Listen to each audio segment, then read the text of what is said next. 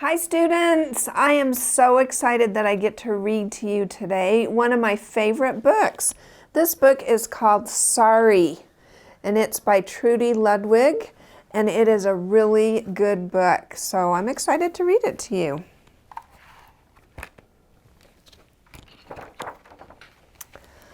My friend Charlie is always doing stuff he shouldn't do, and he gets away with it, even when he does it on purpose. Like the time he took his sister Anna's favorite school picture and drew a mustache on it. "Charlie," his mom screeched, "you say you're sorry to Anna right this instant." And Charlie did what he was told, but I could tell that he didn't really mean it. And so could Anna. "Now, Anna, what do you say to your brother?" their mom asked. A tear dropped onto the ruined photo Anna held in her hands. "Honey, you need to forgive him." Anna looked at Charlie. He grinned back. That's when Anna started to bawl even harder. She ran to her room and slammed the door. Charlie turned to his mom. "Geez, I said I was sorry. What's her problem?" "Jack, did you see what happened here between Charlie and Anna?" Charlie's mom asked me. I shrugged. I wasn't going to say anything. No way. Before I met Charlie, I was a nobody. The one the other kids ordered to move over in the cafeteria. The first one ignored in class and the last one picked for teams at recess. Then I was a somebody. I was Charlie's friend. I lucked into being his friend when I rescued Charlie's Frisbee from Mr. Finkelstein's roof. Charlie thought it was pretty cool that I didn't even get caught.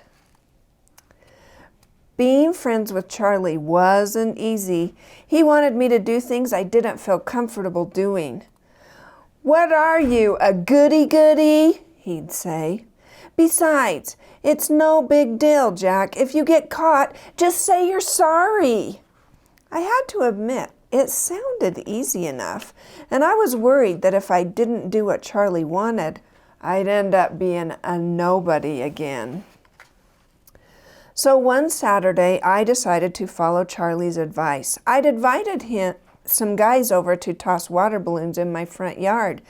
"Think fast," we'd yell at each other, hoping the balloon would burst when one of us caught it. I had a water balloon in my hand when Charlie spotted my neighbor, Mike, by his mailbox. "Toss it to Mike," everybody said Charlie too. "Think fast," I shouted as I threw the water balloon at Mike.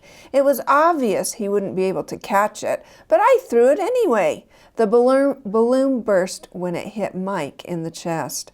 "Bullseye," said Charlie, and the other guys cracked up. "Ha ha, very funny," said Mike, all red in the face. Sorry, Mike," I called back. "Yeah, right," he muttered as he walked up his driveway. I thought saying sorry would make me feel better, but it didn't.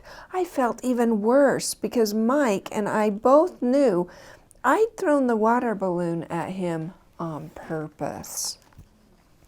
A few weeks later, Charlie and I went to the auditorium to watch kids set up their displays for the science fair.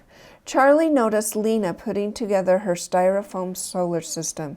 He nudged me in the ribs and headed in her direction. "This is not good," I thought as I followed. Lena, you see, was my friend. At least she was until Charlie came along. I stopped hanging out with her because it didn't look good to be friends with a brainiac girl.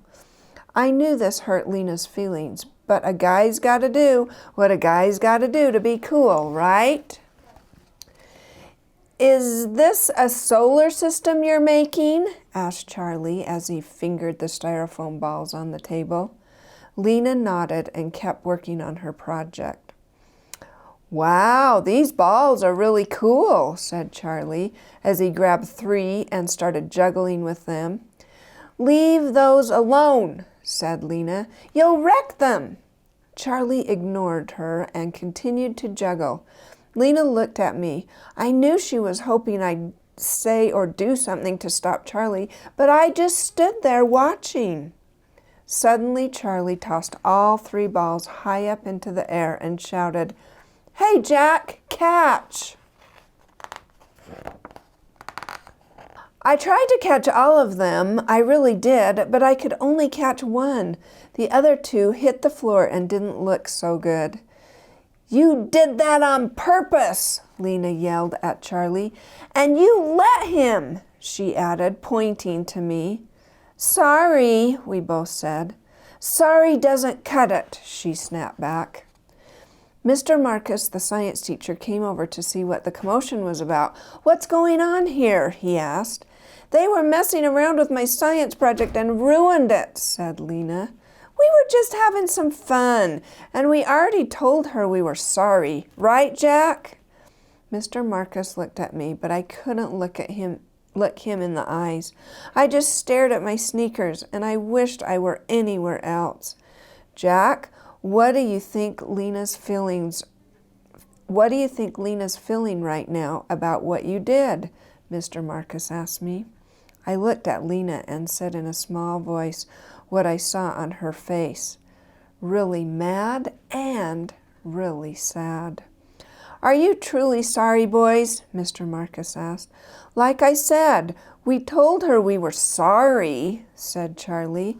"Then show it." "What?" "Show Lena you're sorry by making right you're wrong." Charlie stood there looking confused. I got the feeling Mr. Marcus was the first person who ever expected more than a sorry from him. It was obvious Charlie didn't know what to do, but I did. "Lena, we're really sorry for ruining your science project." Then I turned to Charlie. "Come on, let's go to the art room and get some more styrofoam, glue, and paint." It took us a while to fix the mess we'd made of Lena's planets. "Man, this is a lot of work," said Charlie as he put the finishing touches of color on Mars. "I know," said Lena. Charlie was quiet after that. When we were finally done, Charlie asked if I wanted to shoot some hoops with him and the other guys. "No thanks," I said. "I'm going to stick around and help Lena clean up." She smiled. That's when I knew Lena believed I was sorry for what I did. "Hey, Lena." "What?" "I think your project is out of this world." She rolled her eyes. "Come on, wise guy," she said. "I'll race you to the snack bar. Loser buys. Deal?" "It's a deal." So, I really love that story, students, because it really tells us how we're supposed to feel when we hurt someone's feelings. How can we make our apologies better? How can we make people feel better? And why do sometimes when we say we're sorry, it doesn't affect them at all? Well, there's 4 reasons that I want to share with you that we have to look for when we're going to make an apology. First, we have to recognize and admit that we have really hurt someone's feelings or offended them. We have to say, "I'm really sorry for what I did." And the second thing is we have to offer an explanation for our actions. Maybe we were having a bad day, or maybe we were jealous of what someone else was doing, and so we were just being mean.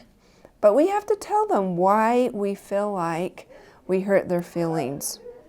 The third thing is we have to express our sadness for hurting the person's feelings. We can't just say, "I'm sorry, I didn't really mean it." We have to really say it with feeling. And we have to really mean what we say. Insincere expressions are really not good at all. And that's when we it comes across that we think, I am sorry that I was caught. Not that I'm really sorry, but I'm sorry I was caught. And that's an insincere apology. The last thing is that we should offer a way to mend a person's feelings or repair something that has been broken, just like the boys did in the story to Lena's science project. They helped fix what they had damaged.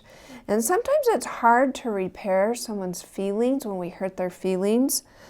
But one way we can do that is by serving them or helping them. And that really shows them that we're sorry for what we have done. So I hope you love this book. Sorry is one of my favorites.